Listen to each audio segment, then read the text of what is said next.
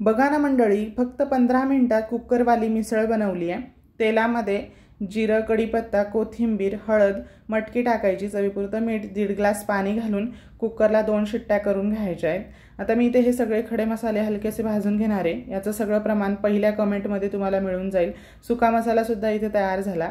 ओलं वाटण करण्यासाठी सुक्को खोबरं, कांदा, टोमॅटो, आलं, लसूण, कोथिंबीर भाजून झालं की पाणी टाकून आता मिक्सरला हे ओलं वाटण तयार करून घेतलं। तेलामध्ये 3-4 मिनिटं परतवून झालं की लाल तिखट, काश्मीरी लाल तिखट, हळद, तयार केलेला मिसळीचा मसाला, मीठ घालायचं। 3-4 मिनिटं तेल सुटेपर्यंत परतायचं। अर्धा ग्लास गरम पाणी करून घालायचं आणि चांगलं शिजू द्यायचं, म्हणजे छान कट मिसळीला येतो। शिजवलेली मटकी घालायची, भरपूर पाणी घालायचं, 5 मिनिटं झाकण ठेवून शिजवून घ्यायची।